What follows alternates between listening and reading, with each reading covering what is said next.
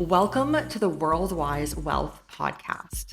I'm your host, Nicole, and this podcast is your guide to building a truly borderless life. From entrepreneurship, investment migration, tax optimization, and everything in between, this show highlights the nuances of a global citizen lifestyle. Let's dive in. In this episode, we sit down with Terry Cralle. Now, she is a registered nurse who is certified in clinical sleep health and the author of 2 books on sleep.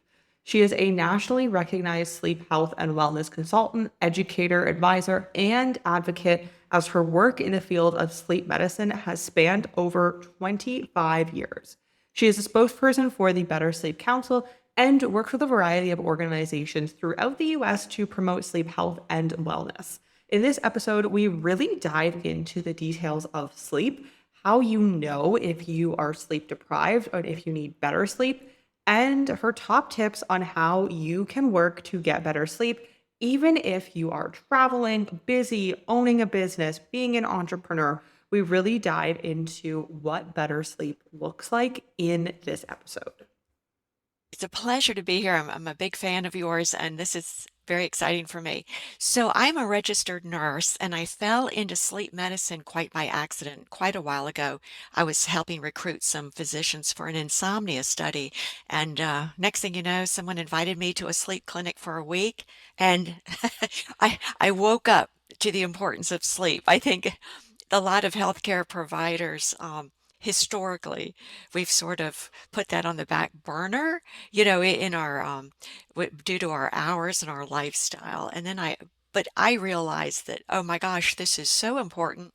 In fact, it can be life-changing if people really put it at the top of their priority list. So I have been very fortunate to work with patients in a number of settings for, sleep apnea, insomnia, all kinds of sleep disorders. And I've done a lot of consulting with different companies. I've gone to Fortune 500 companies and talked to employees about the importance of sleep. So the last several years, I've been working with a Better Sleep Council, and they always have good information on sleep across all social media, and they do a lot of good research surveys, and again, just getting that information out to as many people as possible, I think is such a wonderful objective. So I'm helping them accomplish that, and we're having fun doing it. Sometimes I have to do a lot of nagging, and sometimes I have to say, please understand this is important. But anyway, that's where I am now, and it's my favorite topic to talk about, and it is something I look forward to discussing with you. Amazing. Thank you for a brief glimpse of your background. So, I think let's dive in with some of the interesting facts, fallacies about sleep that you find a lot of your clients, listeners are usually surprised to hear, and then some of the remedies, whether they be traditional, untraditional, remedies surrounding sleep. I think the most glaring sort of thing that's been I've been confronting for the last 25 years is people think they can get used to getting by with less sleep. And I think we've always, or I know I've been aware of people glamorizing and idealizing people that don't claim not to get much sleep, whether they are just claiming that or they don't actually get sufficient sleep. I think we've held that up to such a high ideal in terms of that's a person that has the work ethic. They're super ambitious. They're going to, climb the corporate ladder. They're going to get to the top, and they're cutting back on sleep in order to get more done. And that's the farthest thing from the truth. I mean, it's the wrong formula. And it's been a challenge to convince people otherwise. And I think that people need to look at sleep not as a character trait that sort of incorporates laziness or, you know, um, lack of ambition, lack of work ethic. Instead, I want people to see sleep as the biological requirement that it is and carry it a step further and help people see how sleep can improve every aspect of their lives. I mean, from our physical health, our mental health, to what we can accomplish, how productive we are, how high our performance can can be. I think so many people don't reach their full potential because they haven't understood the need for sleep and they haven't made it a priority. And I think to really lead our best lives, we have to refocus that, or maybe look at sleep through a different lens than many people have traditionally done so. And I think in terms of a health priority, it's way back here and it really needs to be found at the forefront because it's so foundational to everything else. Yeah, it's interesting you mentioned that because I do find what's the right way to put this? Like on social media, I don't know the official term for this, but it's kind of become very glamorized burnout culture, not hustle culture, I guess, which then leads to burnout. And so I think you're right. Sleep has had a large factor in that. Is I'm too busy, I Mhm. can't sleep, I have too many things to do. So to flip that on its head, Yeah. what are some priorities, some things that we should all be doing that you see many people overlooking when it comes to sleeping? And also just kind of the general stuff, like how long, I think we've all heard 8 hours is how long we should be sleeping, but is that true? I know slightly, I from what I've seen in personal experience, men and women need different quality, like different lengths of sleep. So just share a little bit about what does an actual good sleep even look like? Yeah, so to start with, adults need 7 to 9 hours of sleep per night. Statistically, there are short sleepers. It's a genetic variant. These people can have 5 or 6 hours of sleep per night and not suffer the obvious and the consequences of that. But they are few and far between, less than 1% of the population. And here's where the problem comes in. You cannot make yourself a short sleeper if you're not one. You don't get used to it. You can't sort of, well, I've gotten used to getting by on, 6 hours, or it doesn't work like that. It's going to get you. And it may not be obvious right away. There are some short-term consequences, but there's some very, very dangerous long-term consequences to believing that myth. So we've got to erase that. And I think the 7 to 9 hours, you could be sort of 7, you feel fine, 9, okay. I think people need to see how they're functioning during the day. If say, let's say you get 8 hours of sleep a night, but you're still tired and you need caffeine to keep you going through the day, maybe there's a sleep disorder in the mix that needs to be evaluated. So I can interject here. This is a great place to always, I say, make sleep in your life a vital sign. Consider it a vital sign. Every single healthcare provider encounter, discuss your sleep. Are you sleeping well? Are you getting 8 hours but not feeling refreshed during the day? Or are you waking up constantly during the night? Are you having a hard time falling asleep? I think people tend to dismiss sleep problems more so than they would other health problems. I think we'll run to the doctor's office for antibiotics for, things like colds and flus and things and I think there's some reluctance, again, because maybe we're looking at sleep on some level as a weakness or a character flaw or, something to be sort of apologetic for instead of the biological requirement it is. So maybe we're not apt to go get help and be proactive. And I tell people, be unapologetic for your need for sleep and be proactive about your sleep health because that really impacts every other aspect of your health and well-being. And when I talk about health, I'm not limiting it to physical health. I mean, gosh, look at the mental health issues that are especially affecting our teenagers now.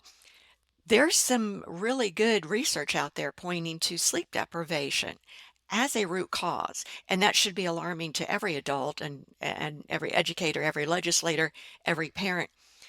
Let's say teenagers need 9 point let's not it's not let's say they need. Teenagers do need 9.25 hours of sleep per night.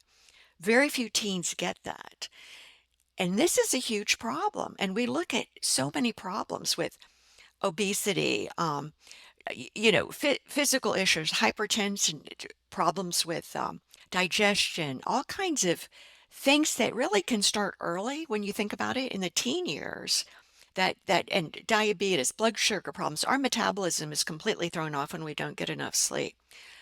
But again, even though I work very hard trying to get high school start times to change, and I know other countries have had some better success than ours in terms of letting teenagers um, get the sleep they need, let them get that, say, 8 to 9 hours every night.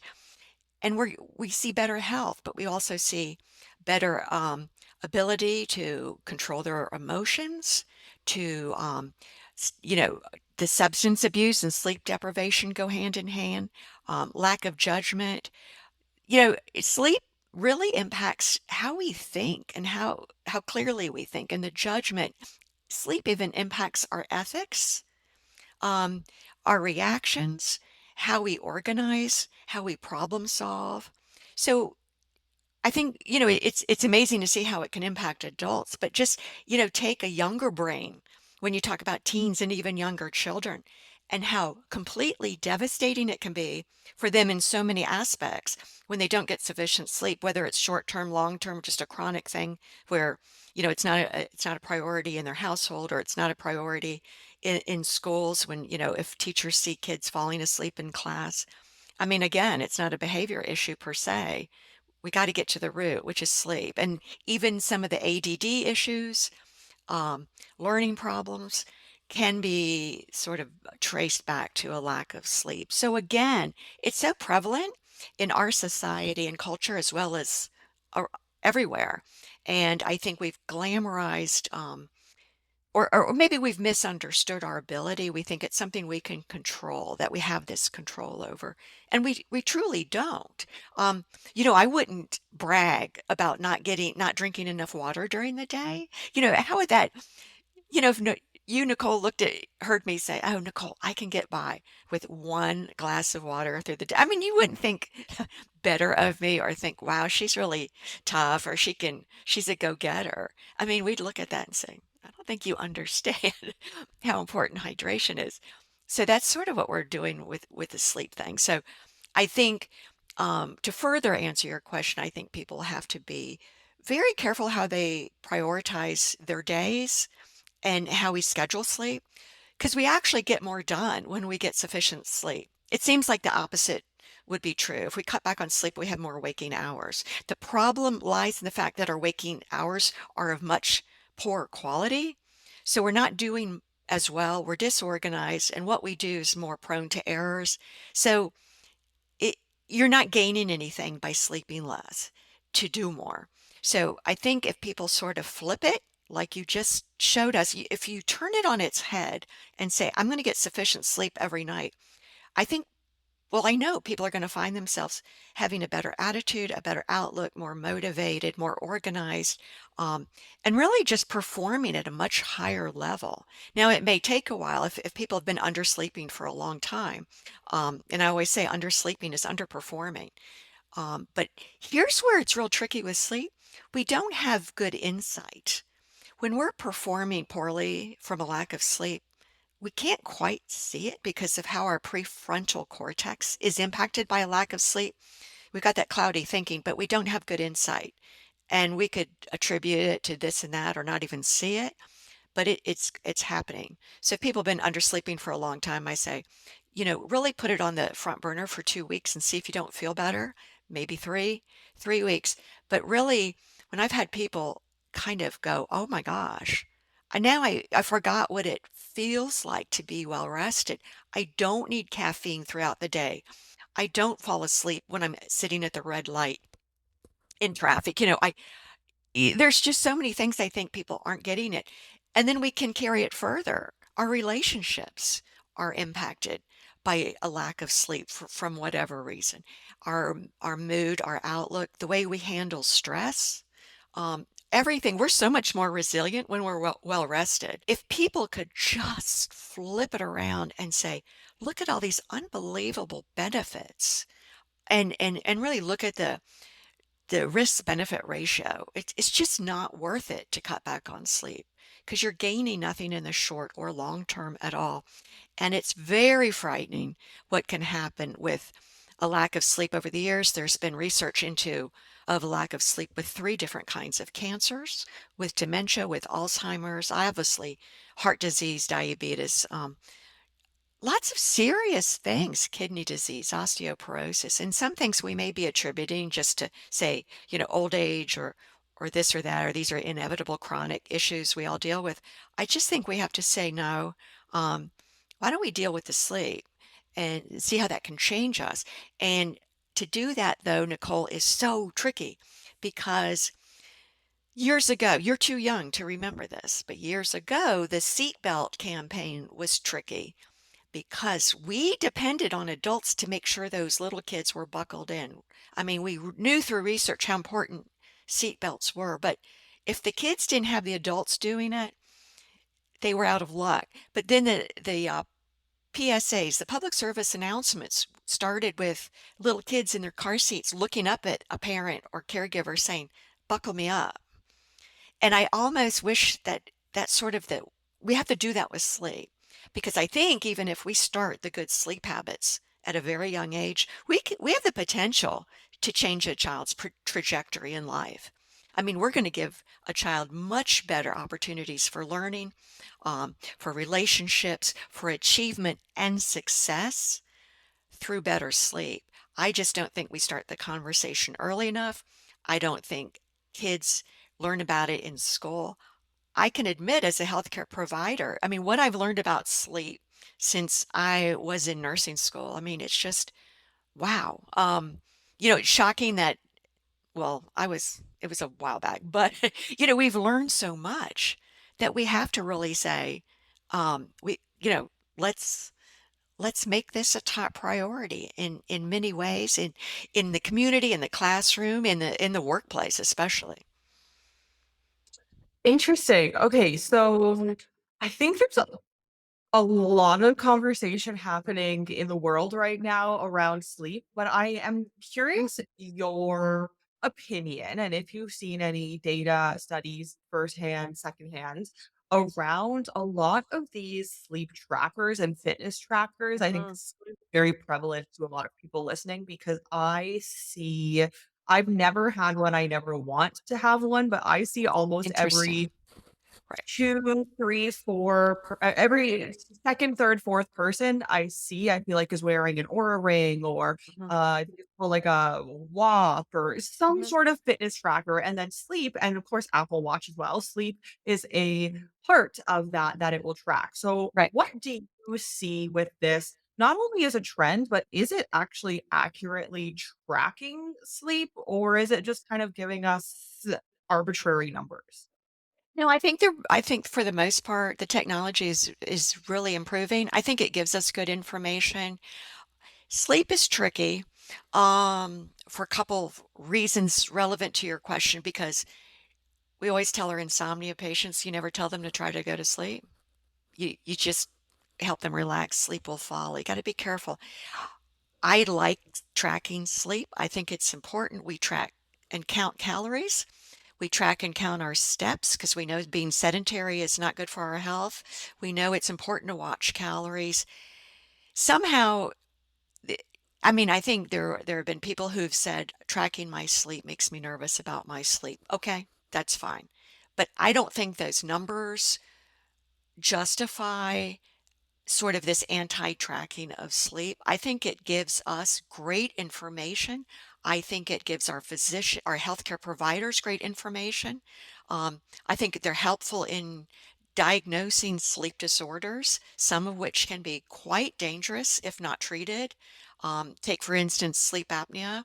I ran into a gentleman recently in his mid 50s, and he was with his wife who suffered a major stroke, and he told me that she had sleep app well, she had very, very loud snoring, and this is across the board when it comes to sleep. People sort of joke about sleep and not getting enough sleep, and he was sort of like, oh, LOL, she was snoring so loud. And what he said to me was, I didn't know sleep apnea could lead to a stroke. And I said, "Yeah, it can," and that's heartbreaking that you didn't make that connection. And so, I mean, it's dangerous, and I mean, that's sort of one of those moments where you go, oh, I wish there was more good information out there about sleep and the dangers. So if sleep tracking makes you nervous or in some way freaks you out about falling asleep or staying asleep, then don't do it. But I think it gives us good information. I think we don't want to accrue sleep debt. I think we want it. And this is a good thing to talk about when it comes to trackers. We want that sufficient sleep every day of the week. We want that consistency and that adequate sleep on a daily basis. I think a lot of people have underslept during the week based on their work schedules, underslept during the week, and then try to do all the makeup sleep on the weekends. Now, the makeup sleep isn't bad necessarily, and it may make up for some of the damage done during the week with the undersleeping, but we can't. Right now, the research is pointing to the fact that we can't undo all of the damage done during the week based so solely on the weekend sleep. It's much more important to get it every day of the week. We need consistent bed and wake times that permit sufficient sleep. And, again, if it's off or you're just for whatever reason you can't do it, you're having a lot of middle of the night awakenings, by tracking your sleep, I think it helps paint a clinical picture of what's going on that can help help get it diagnosed, treated, managed, or whatever. And there's wonderful things for insomnia now that weren't available years ago. And I think people, and maybe rightfully so, say, well, I don't want to bring that insomnia to my physician attention because I'll just get sleeping pills. And I've heard this and that about sleeping pills. There's something called cognitive behavioral therapy for insomnia.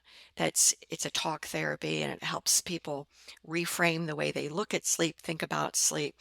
Really helpful. It's actually the first line of treatment for insomnia, and it's becoming more widely available, thank goodness, because insomnia is nothing to mess around with.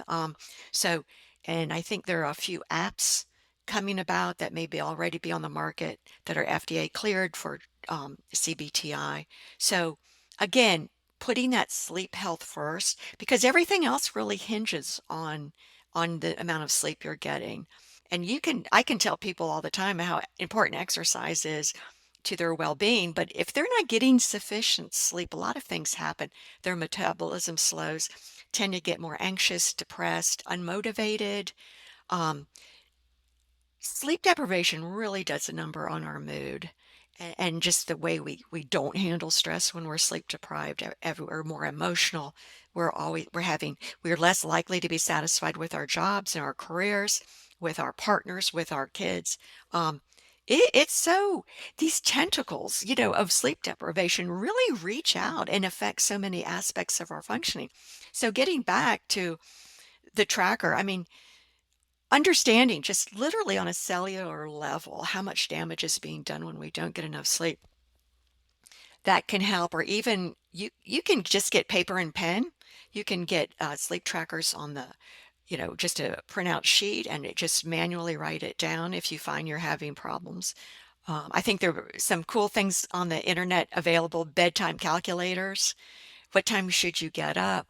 We'll plug in your age, your bedtime, and it'll your age, it'll tell you what time to go to bed. They're just cool things to do for yourself and with your kids. I think it's important to have a bedtime routine for everyone, not just the kids. It really helps transition our brains and our bodies from sleep to wake. It's put that backwards, from wake to sleep. It's just not a switch. And I think people that don't have that buffer zone have a hard time turning off that ruminating that sometimes happens when your head hits the pillow at night. That's a common problem. But I think at the end of every workday, people should manually write out their to-do list, their to worry about list, things like that. It's interesting how things can look more manageable when written out. And you can see it, look at it, and say, okay, it's manageable. I can deal with this. Some of these little tricks can help a lot, but the bedtime routine's real important. And of course, we want to turn our screens off an hour before bedtime. Definitely. Interesting about the bedtime routine. I feel like a lot of Yes. people talk about of course, the screen time, not having much before bed, but not so much about the importance of what a bedtime routine does to Mhm. signal to your body that it's time for sleep. That's Mhm. very interesting. I do want to ask you what, because we have a lot of travelers who Right. are in this audience. So when you are traveling, whether it be in the air, on a plane, on a train, whatever that may look like, what are some best practices for getting sleep because we're outside of our normal routine, our normal environment? Maybe we're in a noisy environment. What are some best practices for that? I think the first thing I would say is don't go don't travel sleep deprived. You know, the nights leading up to a trip, whether it's big or small, local or international, I think there's, get the pet sitter, get the someone to take in the mail. I mean, there's just so many things we do. Don't leave that to the last day. Don't, because we don't want to start the trip sleep deprived, even if it's a preemptive nap the day before or 2 days before. But just be well slept leading up, try to get everything organized, in several days prior. So we start on the right foot. And we have to keep in mind of the FNE, the first night effect. That often happens to travelers. That first night, you just wake up frequently. You just feel like half your brain's wide awake. You're in a new environment. It happens. I sort of factor that in because that can do a number on people, of course. But if we look at our travel schedule and give some downtime, like I wouldn't travel, for instance, I wouldn't travel to Europe from the States and have an important meeting the next day. I be cognizant of I'm going to be sleep deprived at this point. I'm going to be, I don't want to be driving a rental car at this point. Drowsy driving is a big thing. We may think we're okay and we're not. So you got to pay attention to that and sort of factor in that first night effect. Sometimes no matter what you do, it's going to affect you. But let's say you're in there the second, third, and fourth night. The noise is a big thing. Earplugs are wonderful, or just the white noise on an app, on a fan can be wonderful. Um, I go for hotels that have soft door closures. Some are definitely more sleep friendly than others, and some have taken great steps to make sure um, they have quiet areas, designated quiet areas for people that are serious about getting in their sleep. And it's the eye mask thing. I've had people tell me it's so simple, but I've had people say that was just such a game changer in getting sleep, when you're not at home or even at home. That darkness, the darker, the better. I remember the first night I put up the blackout curtains in my home. I Full disclosure, I was advocating that for a couple of months. I was reading the research and saying, "You've got to do this." And I finally got them installed, and I was like, "Oh my God." I woke up feeling so much more well rested because of that very, very dark environment. So that's important. Um, and I think it's interesting when traveling, it's the hydration is an important issue. And that can actually, staying hydrated will help lessen the effects of jet lag, and paying attention to alcohol consumption and diets. Because I think I've read some surveys of people tend to drink more alcohol when they're traveling, whether it's vacation or business, which is kind of interesting. And they're eating more of the, not necessarily fast food, but maybe some of the restaurant food, high fat, high sugar, high things they wouldn't normally eat at home when they have more control over the options. So those contribute to terrible sleep. Alcohol really wreaks havoc on your sleep, and it may help some people fall asleep, but as it metabolizes, it's very disruptive in the later stages during the night, as is a poor diet. And I think I always tell people, no matter where they're going, what they're doing, pack your tennis shoes. Even a 10-minute walk helps people, just it contributes to sleep quality. And wherever you are, get that morning light. Travel or at home, get the morning light. It helps reset your body clock. So that's an important thing. And even if your day is jam-packed, literally 10 minutes of walking will help. The more the better, and anything that would help your sleep quality. Can you talk a little bit more about the morning light and the importance of that and why light in the morning specifically? Is there a It difference between morning and afternoon light? Yeah, no, it resets our body clock. It's our circadian rhythm. And we all have this. I was trying to explain this to some little kids. And I was like, our circadian rhythm. So, oh wait, no. We have like these clocks in our bodies and our brains that, go by the sun and light and dark. And it's how look at our brains. We produce melatonin when it gets dark outside, which will help us fall asleep. I mean, that's how we're hardwired. So it's a problem, and as everyone is talking about, I think I have several thousand comments on X right now because I posted something about daylight saving time recently and how it's really not in alignment with our body clocks. I mean, we're meant to get up with sunlight and go to bed. So when we have the daylight saving time going on, we get up in the dark. And then of course that daylight is extended through the evening. And I get it. People have been writing me all yesterday and today saying, "But I love those daylight hours in the evening." I mean, I know, but it's like ice cream. I mean, things that are not necessarily healthy. We love it, but not necessarily good for you. And this is going to be an interesting battle between standard time and daylight saving time. But we've and you got to think of what health problems are affecting society now that are a result of that, and how many people don't get the sleep they need because of the daylight saving time hours and the light and dark. So, I think standard time, more and more of the medical organizations and scientific folks are weighing in, and there's some good information on it at the American Academy of Sleep Medicine website about all the pros for standard time. When I first moved abroad, I moved to China and they don't have daylight savings time. And Right, now I'm in Paraguay and they don't have daylight savings time. And it really, after traveling and living in so many different countries, I realized a lot of countries actually don't have daylight savings time. We're just very used to it in Canada and the US. right, right. So we'll see where that goes. There's been a lot of rumbling with legislators about that, and we'll see. It'll be interesting. And I think I don't know. My hope is people take sleep more seriously and make it more of a priority and give it a little bit more status than it I think it has been sort of pushed back and not given a lot of thought. And it's interesting. I mean, I go to health fairs to talk about people. I go to, like I said, companies and large corporations, small ones, uh, all every kind of audience imaginable. And it's just the same. LOL, I'll sleep when I'm dead.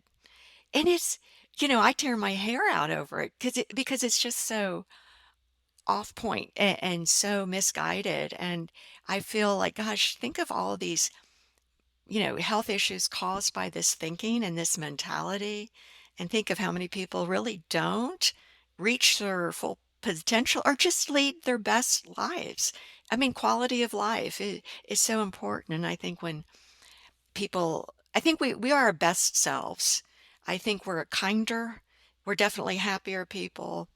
Um, and I think there's all kinds of interesting studies. I never miss a day. I'm such a nerd. I get up every morning and read the new, like what's the latest in sleep research. It is to me, the most fascinating branch of medicine. I mean, oh my gosh, empathy is tied into sleep. I mean, how we feel, how sleep helps us handle stress. So important and so all encompassing.